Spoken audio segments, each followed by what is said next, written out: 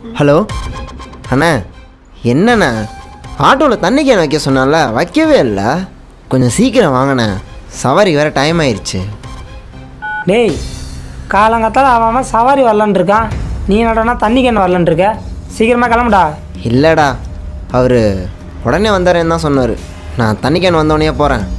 டேய் மச்சான், ஆல்ரெடி அவன் கொடுக்குற காசு ஆட்டோ சவாரியே பற்ற மாட்டேங்குது, இதில் தண்ணி கேன் அவசியம் தானா? டேய், ஒரு தண்ணி கேன் எவ்வளோடா? ஒரு 30-40 ரூபா வருமா? அவ்வளோதான். அதுக்காக நான் செலவு பண்ணுறனால எனக்கு அவ்வளோ பெரிய பணம் இழப்பீடுலாம் ஒன்று வரப்போகிறது கிடையாது. மச்சான், நீயே பார்க்குறல்ல எவ்வளோ வெயிலாக இருக்குன்னு. என்னால் முடிஞ்ச அளவுக்கு ஒரு 4 பேர் தண்ணி கேட்டாங்கன்னா எடுத்து கொடுப்பேன். என் ஆட்டோவில் வர கஸ்டமராக வரவங்க கேட்டாங்கன்னா கொடுப்பேன். அவ்வளோதான்டா. அதுக்கே ஒரு கேனே பற்ற மாட்டேங்குது. நான் 2-3 கேன் வைக்கலான்னு பார்த்துட்ருக்கேன். நீ என்னன்னா இப்படி சொல்கிற?